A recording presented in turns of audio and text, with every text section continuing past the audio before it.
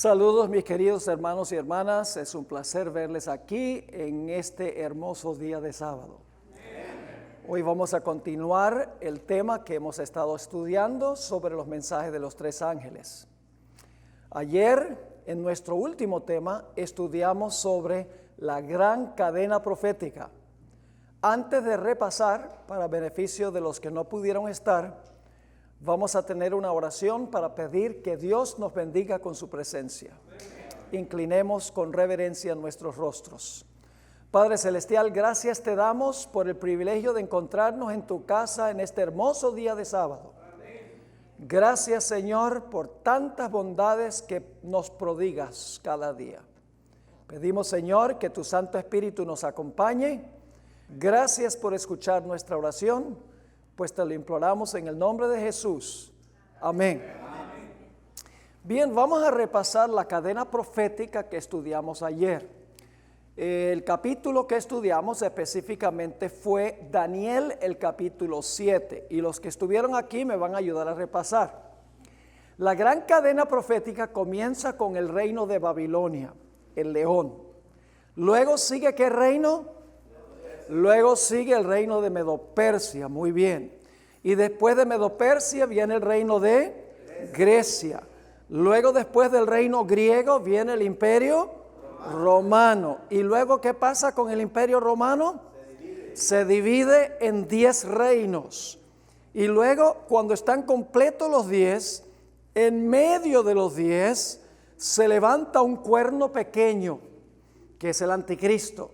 Y el cuerno pequeño representa ¿qué poder? Representa a Roma papal. Ahora, en esta cadena profética nos hemos movido desde el año 605 a.C. hasta el año 1798. Porque Babilonia gobernó desde el 605 hasta el 539 a.C. El oso Medo-Persia reinó desde el año 539 hasta el año 331 a.C. Grecia desde el año 331 hasta el año 168 a.C. El imperio romano desde el año 168 a.C. hasta el año 476 después de Cristo. Y en el año 476 el reino ya estaba dividido en los 10 reinos que quedan en Europa Occidental. En el año 538 se levantó el papado, el cuerno pequeño, y gobernó 1260 años, hasta el año 1798. Es decir, en el año 550, cuando Dios le dio esta visión a Daniel del capítulo 7, encontramos la historia del mundo desde el año 605 hasta el año 1798. Ciertamente Dios conoce el fin desde el principio para poder revelar el curso histórico con tanta anticipación. Ahora, nosotros estudiamos ayer algunas de las características del cuerno pequeño. Voy a repasar 7 de esas características que claramente identifican al cuerno pequeño como el poder papal, el papado. En primer lugar, el cuerno pequeño se levanta después que los 10 están completos. Los 10 estuvieron completos en el año 476. Así que el papado tenía que levantarse después del año 476 y así fue, porque se levantó en el año 538.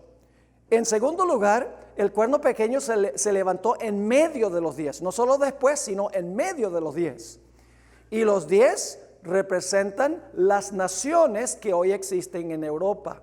Es decir, el cuerno pequeño tiene que levantarse en Europa.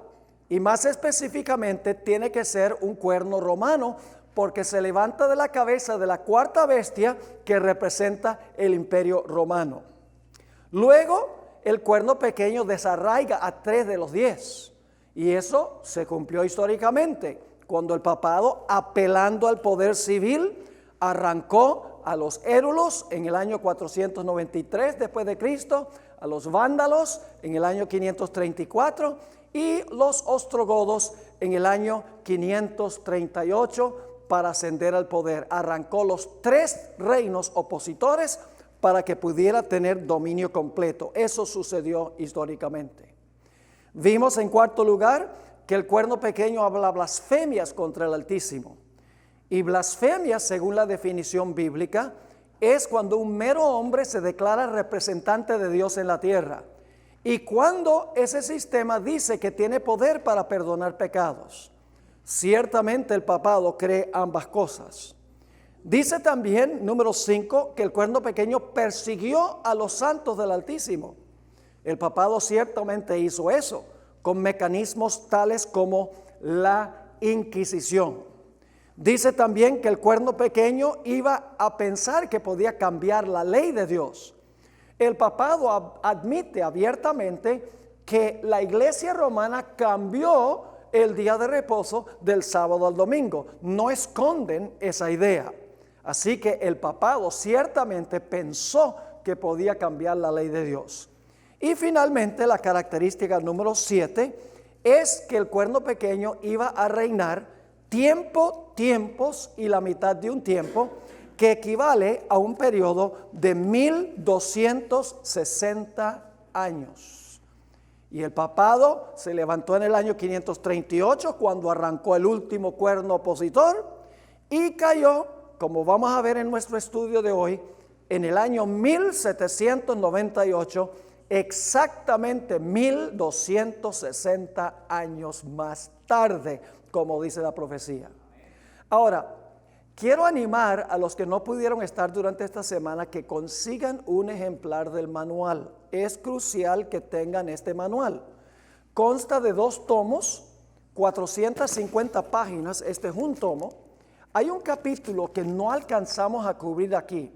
El manual tiene 37 capítulos. Solo estamos cubriendo 30 durante esta clase, toda esta semana, de miércoles a miércoles. Hay un capítulo que no cubrí, que empieza en la página 145 y termina en la 162. Es un capítulo largo, desarrollando en detalle estos 7 puntos que acabo de mencionar, dando la corroboración bíblica y la corroboración histórica en cuanto a estas 7 características que acabo de mencionar. Pero nuestro estudio de hoy no es un estudio primordialmente del cuerno pequeño. Nuestro estudio va a ser sobre la bestia de Apocalipsis, el capítulo 13. Vamos a leer primero el mensaje del tercer ángel. El resto del tiempo que vamos a pasar aquí, que nos quedan todavía un buen número, 19 presentaciones nos quedan, vamos a estudiar particularmente el mensaje del tercer ángel. En detalle, frase por frase, casi palabra por palabra, vamos a estudiar el mensaje del tercer ángel. Y quiero leer ese mensaje porque va a colocar el marco para lo que vamos a estudiar en los próximos minutos.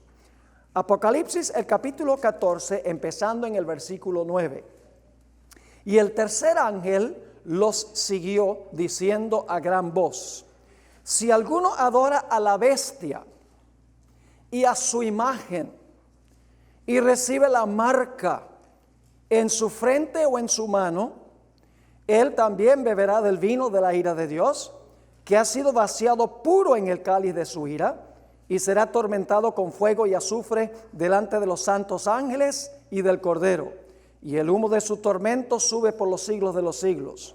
Y no tienen reposo de día ni de noche los que adoran a la bestia y a su imagen, ni nadie que reciba la marca de su nombre. 3 puntos claves que quiero que anotemos aquí en el mensaje del tercer ángel. Se menciona la bestia, su imagen y su marca. No podemos entender el mensaje del tercer ángel sin ir al capítulo anterior, porque el capítulo 13 introduce a la bestia. Una segunda bestia hace una imagen de la bestia e impone la marca de la bestia.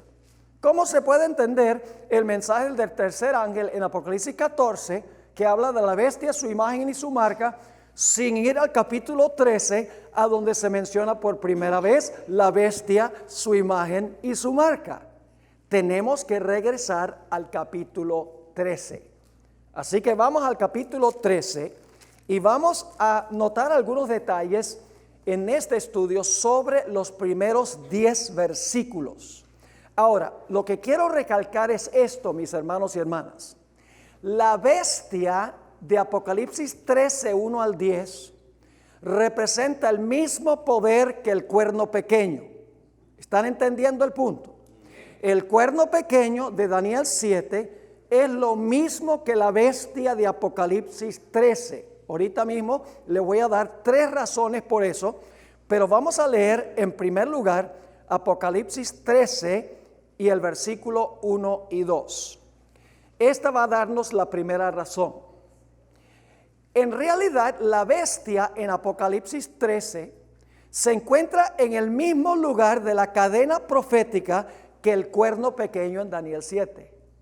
Repasemos Daniel 7. León, oso, leopardo, dragón, 10 cuernos, cuerno pequeño. Ahora vamos a Apocalipsis 13, 1 y 2 para ver si tenemos los mismos poderes. Apocalipsis 13, 1 y 2. Me paré sobre la arena del mar y vi subir del mar una bestia que tenía 7 cabezas y 10 cuernos, y en sus cuernos 10 diademas, y sobre sus cabezas un nombre blasfemo. Ahora escuche la conexión con Daniel 7. Y la bestia que vi era semejante a un leopardo, sus pies como de oso, su boca como boca de león, y el dragón le dio su poder y su trono y grande autoridad. ¿Se dieron cuenta en qué orden están las bestias en Apocalipsis 13? Están en orden inverso. Mientras que en Daniel es león, oso, leopardo, dragón con 10 cuernos, en Apocalipsis 13 es dragón, leopardo, oso y león. ¿Por qué razón?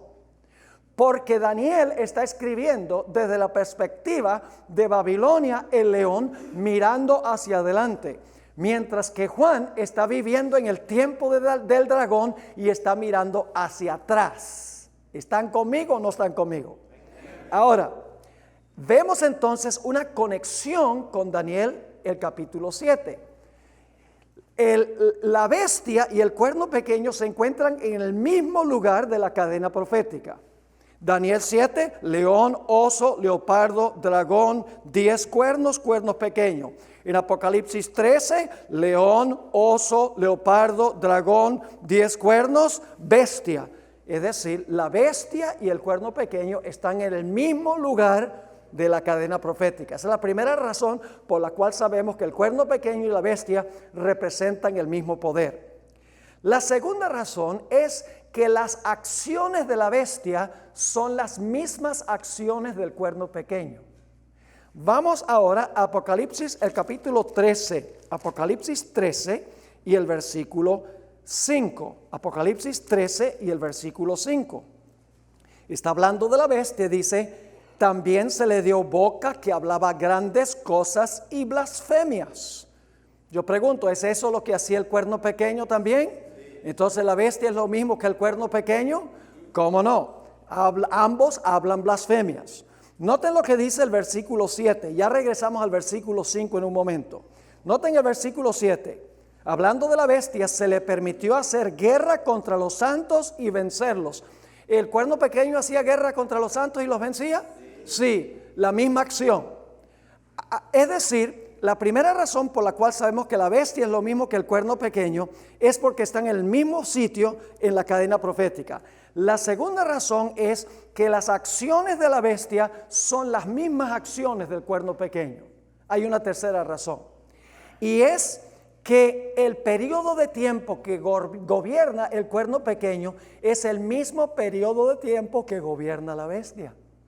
Noten Apocalipsis 13 nuevamente y el versículo 5, especialmente la última parte. Dice: también se le dio boca que hablaba grandes cosas y blasfemias, y se le dio autoridad para actuar ¿cuánto tiempo? para actuar 42 meses. Y usted dice, pero pastor, eso no es lo mismo. En Daniel 7 dice que el cuerno pequeño reina por tiempos, la mitad de un tiempo. Aquí dice que son 42 meses. Ese es un tiempo distinto. No es distinto. Se expresa en forma distinta, pero es el mismo periodo de tiempo. Vamos a tomar unos momentos para mirar este asunto. ¿Qué significa la palabra tiempo? Año. Y no tenemos que adivinar. Porque cuando Nabucodonosor sufrió un ataque de locura causado por Dios, porque le quitó la perla de la razón, Dios dijo, 7 tiempos pasarán sobre ti. Es decir, la palabra tiempo se refiere a años. ¿Tiempo sería qué? Un año. Tiempo sin calificativo es el dual en hebreo, 2. Y medio tiempo, medio año. ¿Cuántos años son? 3 años y medio. Ahora, no tengo tiempo de comprobar esto, pero en el manual está. Si ustedes quieren estudiarlo, les voy a dar, a ver si tengo las páginas 160 a la página 162. Amplío mucho más este asunto del principio día por año. Pero 3 años y medio por 360 días cada año. Y yo compruebo que el año profético tiene 360 días. ¿Cuánto nos da? 3 y medio por 360. 1260. Ahora, si el año profético tiene 360 días, ¿cuántos días tiene el mes profético? El mes profético tiene que tener 30. Así que multiplicamos 42 meses por 30 días cada mes. ¿Cuánto nos da? 1260 días. Y luego encontramos otra expresión, por si acaso no entienden tiempo es la mitad de un tiempo y 42 meses. La Biblia también lo expresa como 1260 días.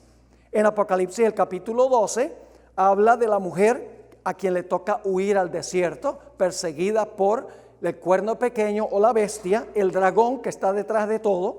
Dice en Apocalipsis 12:6, y la mujer huyó al desierto, donde tiene lugar preparado por Dios para que allí la sustenten. ¿Cuánto tiempo? 1260 días. Esas 3 expresiones significan lo mismo. Todos son 1260 días, pero días equivalen a años. Todo lo que está en el capítulo 13 es simbólico, ¿sí o no? ¿El león es simbólico? Sí. ¿El leopardo es simbólico? Sí. ¿El oso es simbólico? Sí. ¿El dragón es simbólico? Sí. ¿La marca de la bestia es simbólica? Sí. ¿La imagen de la bestia es simbólica? Sí. Pero el periodo es literal. ¿Qué sentido hay con eso? Ridículo. Todo en el capítulo es simbólico. El periodo de tiempo también tiene que ser simbólico. La expresión tiene un sabor simbólico. Imagínense ustedes que yo les dijera a ustedes, hermanos, ha sido un placer estar con ustedes aquí, pero yo voy a regresar en tiempos y la mitad de un tiempo. Entonces, pero pastor, ¿qué es eso? O les digo, no se preocupen que yo regreso en 42 meses. No, nosotros no nos expresamos así. Es irregular la expresión, claramente simbólica. Cuando la Biblia quiere decir 3 años y medio literales, lo dice así. Santiago 5:17 dice que Elías cerró los cielos por 3 años y 6 meses. Esa es la forma normal. Pero aquí estamos tratando con tiempo ¿qué? Tiempo profético. Entonces yo pregunto, ¿tenemos clara evidencia de que la bestia es el mismo poder que el cuerno pequeño? 3 razones. Mismo lugar en la cadena profética, las mismas acciones y gobierna durante el mismo periodo de tiempo. Ahora, nosotros estudiamos que la cuarta bestia tiene 3 etapas en Daniel 7. ¿Recuerdan? La primera etapa de la cuarta bestia es que la cuarta bestia está gobernando sola, sin cuernos. Después de un tiempo, a ese imperio, que es el imperio romano, le salen 10 cuernos, es decir, se divide después que gobierna por un tiempo. Y luego, después que están los 10, se levanta entonces en medio de los 10 el cuerno pequeño. Vamos a leerlo de nuevo para que lo tengamos claro. Daniel, el capítulo 7, y el versículo 23 y 24. Daniel, el capítulo 7 y los versículos 23 y 24. Quiero que noten las tres etapas que se mencionan. Dice allí en el versículo 23 de Daniel 7, dijo así: la cuarta bestia será un cuarto reino en la tierra, el cual será diferente de todos los otros reinos. Y a toda la tierra devorará, trillará y despedazará. Ahí tiene uno la primera etapa. Esta cuarta bestia, que es un dragón, está gobernando solo. Luego dice en el versículo 24, y los 10 cuernos significan que, ¿cómo? De aquel reino se levantarán 10 reyes o reinos. Ahora yo pregunto, para que se pueda levantar del reino, ¿tiene que existir el reino? Claro, el reino existe primero y luego le salen los 10. Y luego noten lo que sigue diciendo en el versículo 24, dice, y tras ellos, ¿qué significa tras ellos? Después de los 10 se levantará otro, el cual será diferente de los primeros, y a 3 reyes derribará. ¿Cuántas etapas tiene la cuarta bestia en Daniel 7? Tiene 3 etapas. El imperio romano gobernando solo, el imperio romano dividido y el imperio romano gobernado por el cuerno pequeño o por el poder papal. Pero en 1798 algo sucedió con la bestia. Había usado a los poderes civiles durante los 1260 años para cumplir sus propósitos. Pero en 1798 ocurrió algo. Vamos a leerlo en Apocalipsis 13 y el versículo 10. Apocalipsis 13 y el versículo 10. Esto es cuando terminan los 1260 años en 1798. Dice, si alguno lleva en cautividad, va en cautividad. Es decir, la bestia llevaba en cautividad y ahora la bestia va a ir en cautividad. Y luego dice, si alguno mata a espada debe ser muerto. Es decir, la bestia usaba la espada para matar y ahora la espada con que mataba se va a levantar para darle a la bestia la herida mortal. 2 cosas iban a pasar con la bestia. Primero, la bestia estaba libre, pero iba a ser llevada al cautiverio. Y en segundo lugar, la bestia que estaba sana iba a recibir una herida de muerte. ¿Y con qué recibió la herida de muerte? Con la espada. Así que tenemos que interpretar qué representa la espada. Para entender la herida mortal tenemos que entender el arma que le dio la herida mortal a la bestia o al cuerno pequeño. ¿Qué representa la espada? Bueno, en la Biblia se mencionan 2 espadas. La primera espada está en Efesios 6:17 y esto lo estudiamos ayer en uno de los temas que presentamos sobre el asunto de la fornicación de Babilonia. En Efesios 6:17 habla de una de las espadas. Y tomad el yelmo de la salvación. ¿Y qué cosa? Y la espada del Espíritu. ¿Y qué es la espada del Espíritu? La espada del Espíritu, que es la palabra de Dios. ¿Cuál es la primera espada? Esta es la primera espada. ¿Quién usa esta espada? Donald Trump usa esta espada. No. Él tiene otra espada. Esta espada la usa la iglesia. ¿Cómo la usa la iglesia? Haciendo lo que yo estoy haciendo esta mañana, predicando y enseñando. Así se usa la espada. Y la Biblia dice que cuando la espada penetra, entra y busca el pecado y lo saca. Hebreos 4, 12 y 13. La predicación de la palabra convierte el alma, trae a la gente a Cristo para que se unan a su iglesia a través del bautismo. Esa es la espada que Dios le dio a la iglesia, la palabra de Dios. No le dio la espada, la otra espada, como vamos a ver. Le dio fue esta espada espiritual, la Biblia y la predicación de la palabra de Dios. Ahora, algunos evangelistas adventistas dicen que cuando en Apocalipsis 13:10 dice que la bestia recibió la herida con la espada, ellos dicen, bueno, fue la Biblia la que le dio la herida al poder papal. Porque como dice en Efesios 6:17, que la espada del Espíritu es la palabra de Dios, dice entonces la Biblia fue la que le dio la herida mortal a la bestia o al poder papal. Pero eso no funciona. No funciona por 3 razones. Número 1, la profecía nos dice que la espada que el papado usaba para matar es la espada que le dio la herida mortal. El papado no usó la Biblia para matar a nadie. ¿Están entendiendo el punto? Es la misma espada. No es la espada, no es la Biblia la que usó el papado para matar. Así que la espada que le dio la herida no puede ser la Biblia, porque la profecía dice que la espada que usaba el papado para matar es la misma espada que le iba a suministrar la herida mortal. En segundo lugar, en realidad no se puede decir que la Biblia le dio la herida mortal al papado. El argumento que usan muchos evangelistas es que cuando se levantó la Reforma Protestante en el año 1517 y Martín Lutero y otros predicaban sola escritura, solamente la Biblia, dicen que eso empezó a darle la herida mortal al papado. El problema con ese argumento es que si la herida mortal comenzó a darse en el año 1517, entonces el papado no gobernó 1260 años. Porque la herida, si la recibió en 1517, entonces no gobernó 1260 años completos.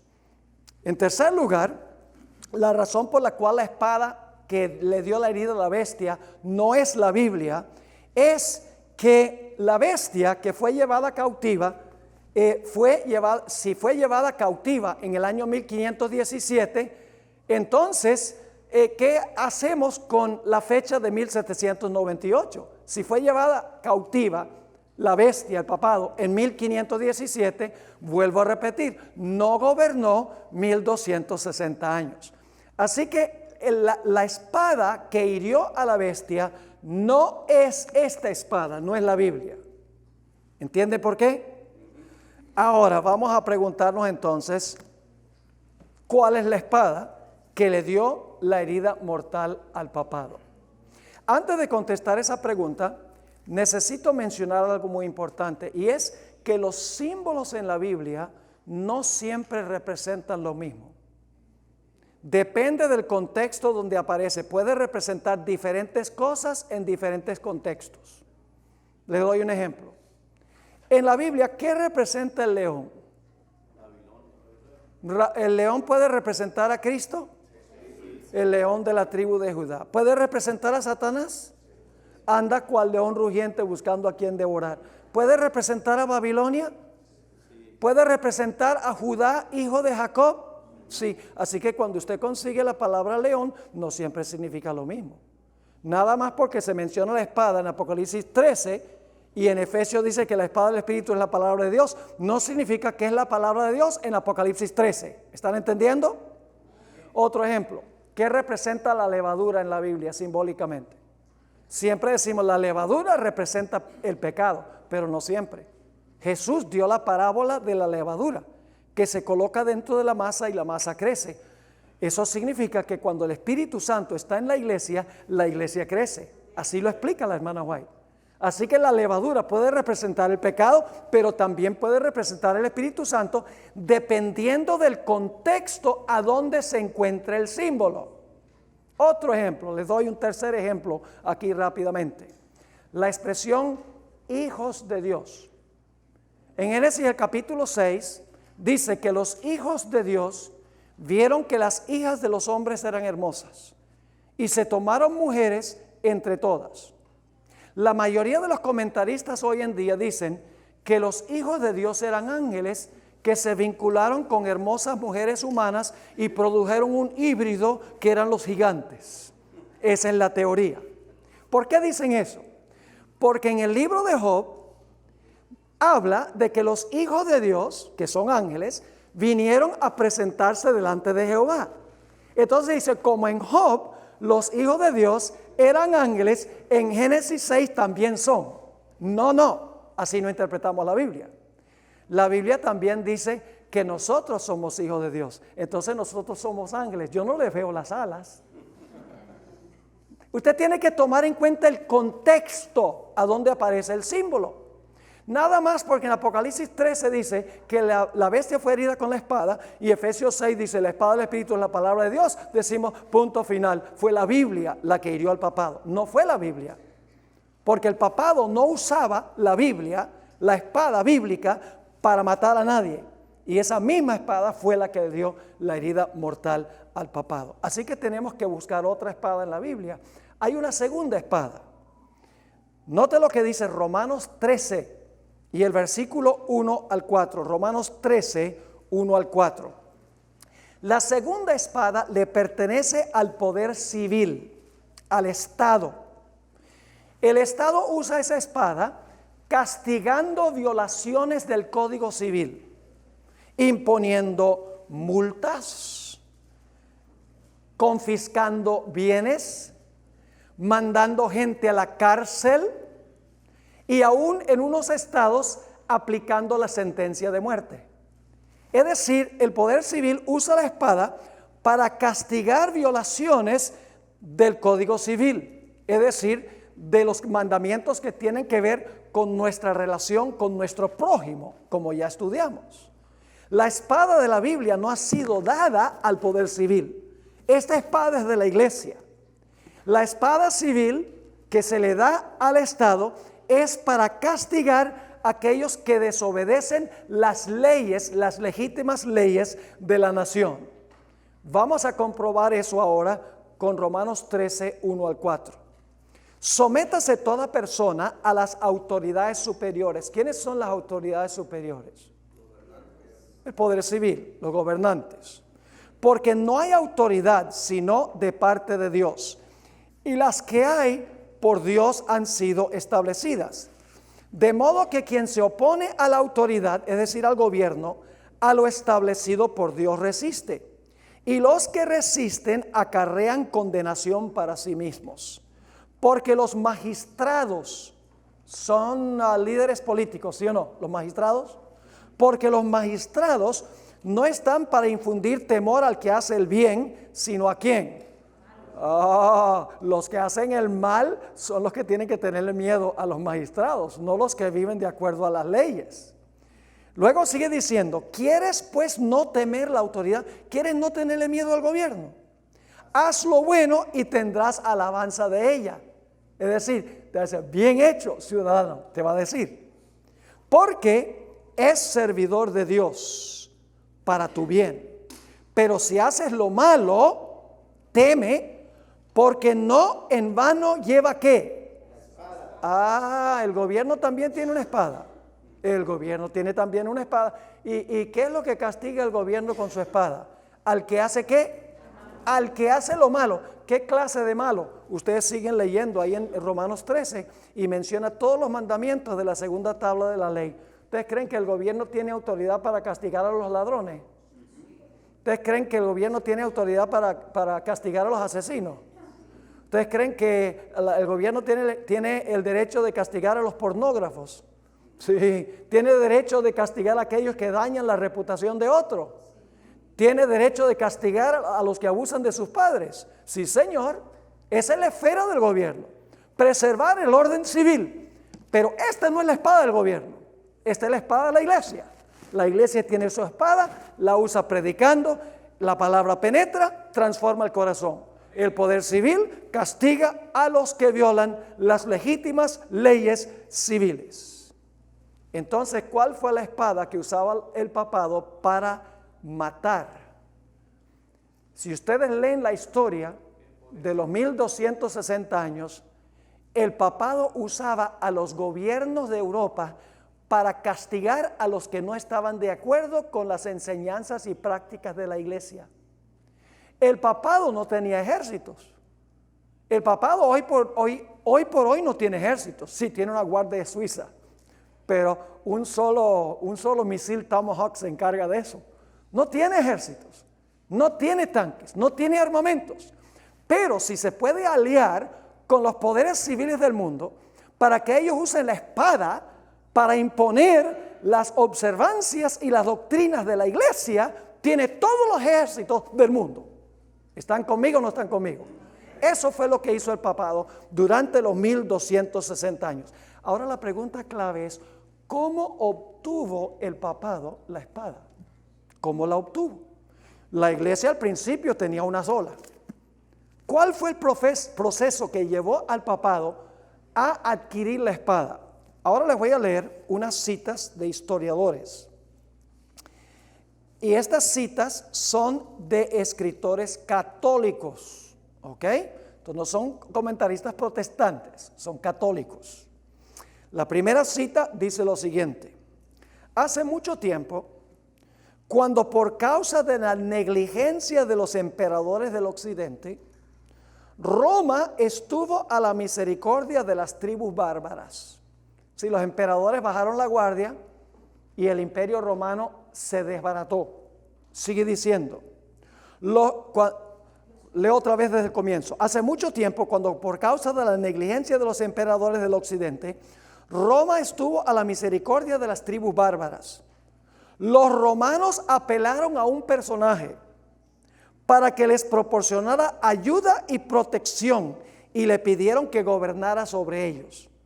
El imperio se estaba fragmentando y desbaratando y la gente dice, necesitamos un líder que nos proteja, un líder que nos ayude. Ahora escuchen, y así de esta forma sencilla comenzó la soberanía temporal de los papas. Y humildemente acercándose al trono de ¿quién? César. Oh, ¿qué había dicho Jesús? Dad a César lo que es de César y a Dios lo que es de Dios. Ahora el obispo de Roma no solamente va a dirigir las cosas de Dios, sino que va a ocupar el trono de César también. Porque sigue diciendo la cita, y humildemente acercándose al trono de César, el vicario de Cristo se apropió del cetro ante el cual los emperadores y reyes de Europa se habrían de inclinar por tantos siglos. Lo dice un autor católico romano, no un comentarista protestante. Otra cita, estamos en la página 167, otra cita dice, bajo el dominio del imperio romano, esa es la etapa número 1 de la cuarta bestia, ¿verdad? Van a ver las tres etapas. El que está escribiendo no sabe que está describiendo las 3 etapas de Daniel 7, de la cuarta bestia. Bajo el dominio del imperio romano, los papas no tenían poderes temporales. Cuando estaba el imperio romano, ¿los papas tenían algún gobierno? No tenían. ¿Por qué? Porque había un emperador que gobernaba.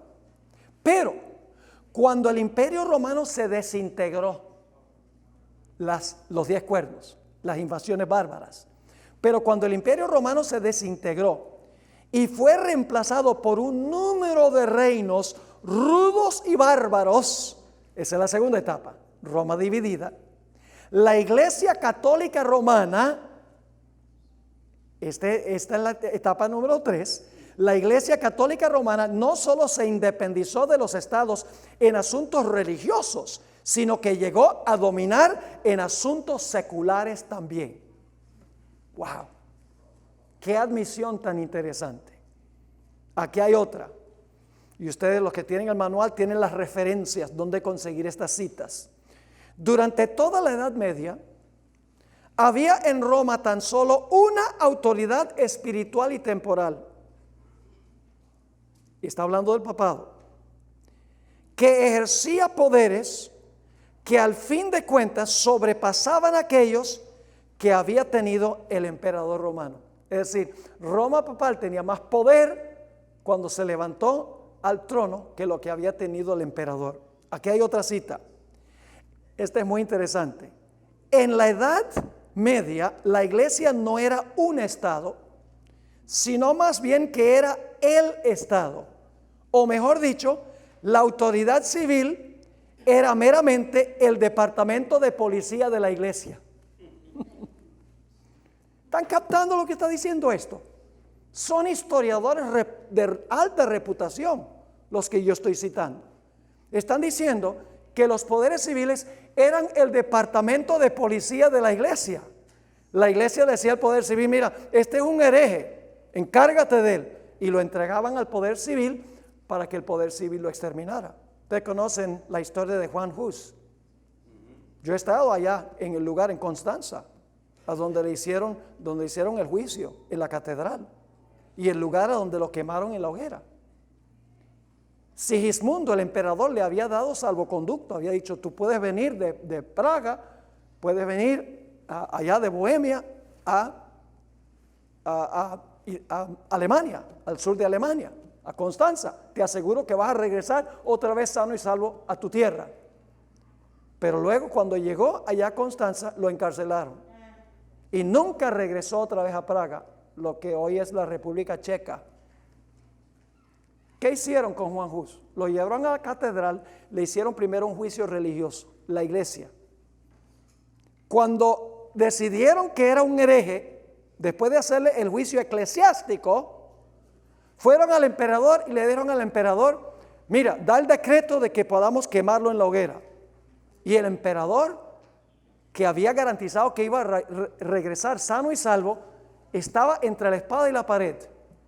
Pero finalmente decidió violar el salvoconducto y firmó el decreto de muerte que la iglesia quería, y quemaron a Juan Hus vivo.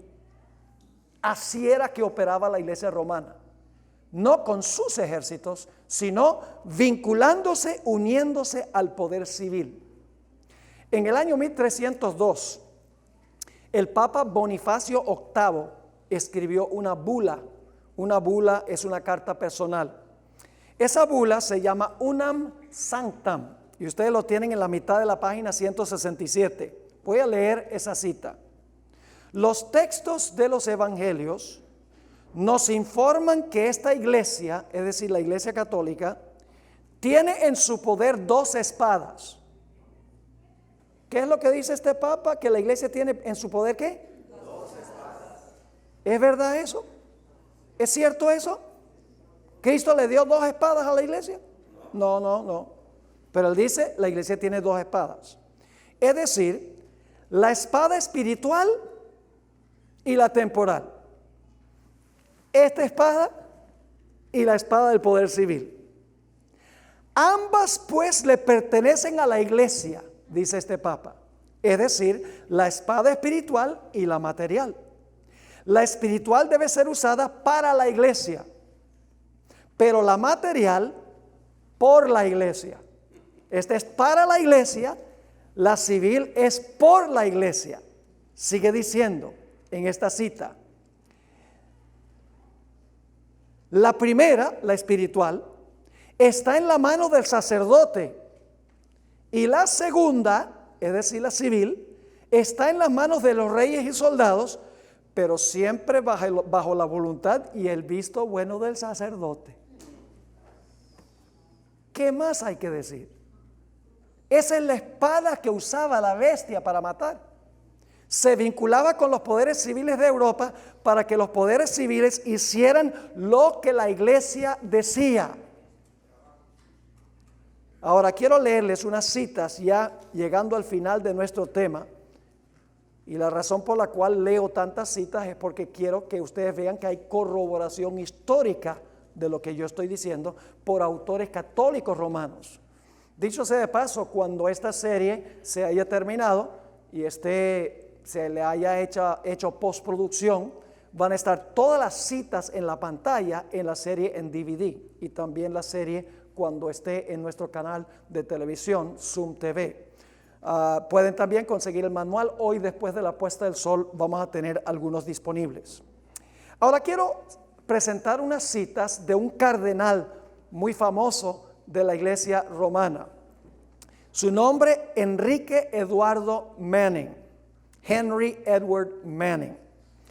Él escribió un libro muy interesante donde habla extensamente de la historia del papado durante la Edad Media y también en la época en la cual él vivió.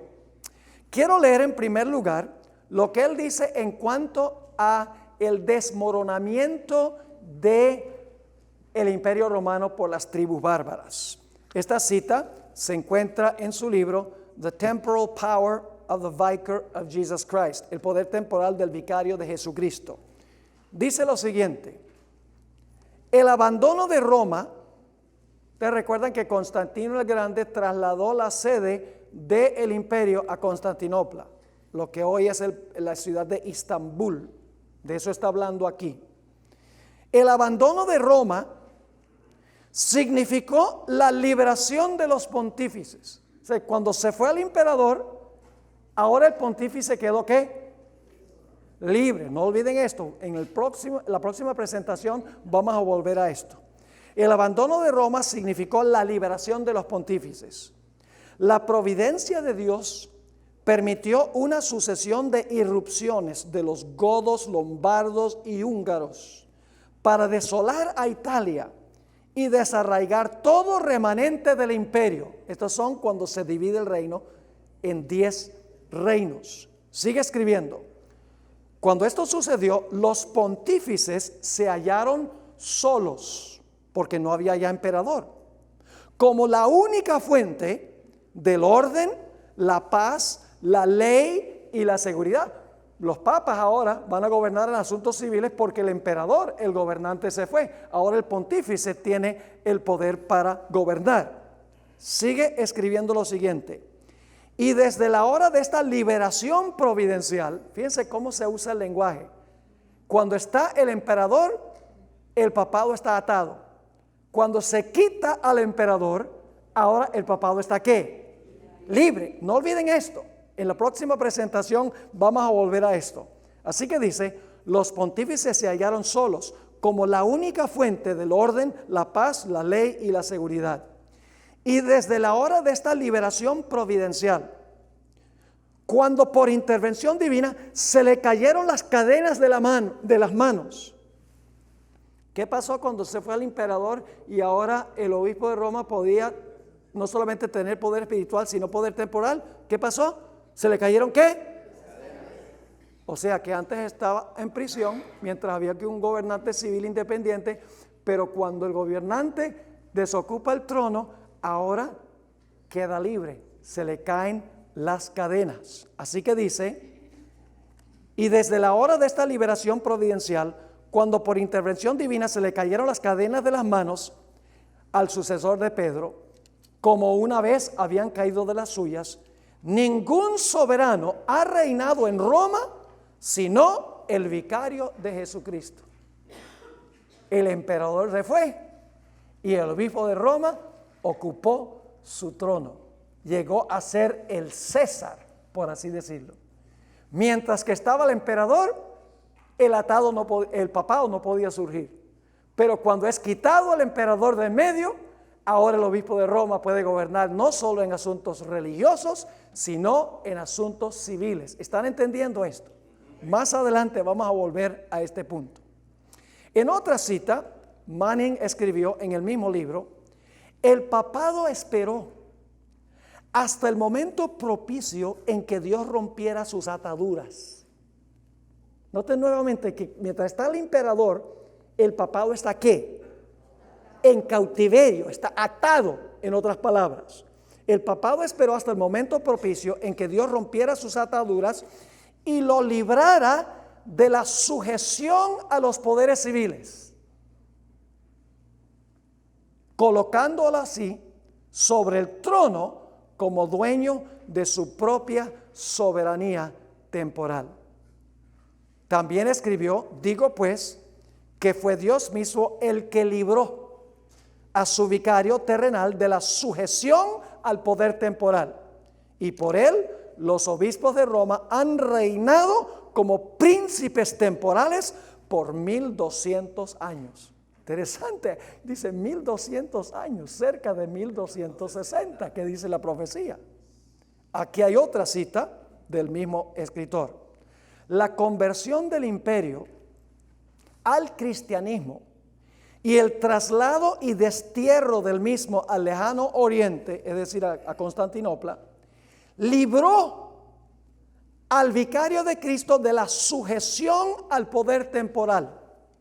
Y luego, por la acción de esta misma providencia, se le concedieron las prerrogativas de un verdadero y apropiado soberano para gobernar sobre aquel estado y territorio y también sobre el pueblo que le fue encomendado. Y desde aquella hora, ahora escuchen bien, que podría decirse fueron 1500 años o más precisamente 1200. Este es un cardenal católico. 1200. El sumo pontífice ha sido un verdadero y genuino soberano que ejerce las prerrogativas de la nobleza que le concedió Dios sobre el pueblo, a quien es Padre en todas las cosas, tanto espirituales como temporales. ¿Están captando el cuadro? El papado, mientras que el gobernante civil estaba en el trono de Roma, estaba atado, no tenía libre, no estaba libre, estaba restringido. Podríamos decir que estaba en prisión, en cautiverio, mientras el poder civil está sentado en el trono. Pero cuando el emperador se va allá a Constantinopla, y cuando las tribus bárbaras invaden el imperio y todo se está desbaratando, la gente está buscando a alguien que ponga orden en el imperio. Y ahora el trono vacante que dejó el emperador cuando se fue a Constantinopla, asciende al trono, ahora que está libre del poder civil, ahora asciende al trono, se sienta y ahora tiene libertad para hacer lo que quiere. Ahora vamos a estudiar en nuestra próxima presentación el asunto del cautiverio, porque en Apocalipsis 13 no solamente dice que este poder, el papado, iba a recibir una herida mortal con la espada, sino que dice que también iba a ir en cautiverio, iba a ser echado en prisión. Es decir, iba a regresar a la condición en la cual se encontraba antes de que ascendiera al trono, antes que tuviera poder civil. ¿Les quedó claro lo que hemos estudiado hasta este punto? Ahora vamos a repasar. Mi esposa me dice que yo repaso demasiado. Yo mencionaba anoche, pero en realidad esa es la forma de aprender. La repetición es la forma de aprender. Y yo mencionaba anoche, ¿cómo creen ustedes que un loro aprende a hablar? Nosotros tuvimos una vez un loro. Uno le repite y le repite y le repite y el loro aprende. El loro repite. Hay que tener cuidado con lo que uno dice, porque el loro lo repite. La repetición es algo vital. Vamos a repasar lo que tenemos hasta ahora. León, ¿cuál reino? Babilonia. Oso, leopardo, bestia espantosa y terrible, el dragón, Imperio Romano. 10 cuernos, Roma dividida. Cuerno pequeño, el papado. ¿Cómo se pudo levantar el cuerno pequeño? Porque se desbarató el imperio. Y el emperador se fue al oriente, a Constantinopla, lo que hoy se llama Estambul, en Turquía. El trono entonces quedó vacante y el obispo de Roma podía ocupar el trono. 1260 años imperó en Europa Occidental. Pero ¿qué sucedió al final de los 1260 años? La profecía nos dice que al terminar los 1260 años, este poder fue echado nuevamente en prisión. Se le pusieron las esposas, se le restringió, fue al cautiverio y recibió una herida mortal. ¿Con qué? Con la espada. ¿Con cuál espada? ¿Con la Biblia? No. Con la espada del poder civil. En nuestro próximo tema lo que vamos a ver es que los gobiernos de Europa que el papado usaba para perseguir y para matar, se levantaron, se volcaron en contra del papado, empezando con Francia en 1798. Los poderes civiles le quitaron la espada. Dios, no nos vas a usar más. Se levantaron en la Revolución Francesa y la culminación de la Revolución Francesa fue cuando Francia, que se conoce como la hija mayor del papado, porque fue la primera nación que le dio poder civil al papado, Clodoveo, en el año 508, la hija mayor del papado, en la Revolución Francesa, que terminó en 1797 y culmina en 1798, cuando Berthier entra al Vaticano, baja al Papa de su trono, del trono de César, según vimos, y le dice: tu dominio ha terminado. Le quitó la triple corona de la cabeza, le quitó su bastón pastoril, le quitó el anillo pontificio, y el Papa fue llevado cautivo a varios sitios. Finalmente terminó cautivo en Francia, a donde murió cautivo. Exactamente 1260 años después. Y aquí es que lo que viene interesante. ¿Saben en qué mes los ostrogodos fueron derrotados terriblemente? En el año 538, donde no pudieron jamás recuperarse, el último de los 3 reinos que desarraigó el cuerno pequeño. Los historiadores saben que fue en febrero del año 538 que los ostrogodos recibieron su herida final y mortal. ¿Cuándo fue que el general Berthier entró allá en el Vaticano a la Capilla Sistina para arrestar al Papa para llevarlo cautivo? En febrero del año 1798. Y yo creo que si pudiéramos determinar el día específico, encontraríamos que el día en que fueron finalmente derrotados los ostrogodos es el mismo día, porque Dios es un Dios de precisión cronológica, es el mismo día en que Berthier entró, bajó al Papa de su trono y le dijo: tu dominio ha terminado.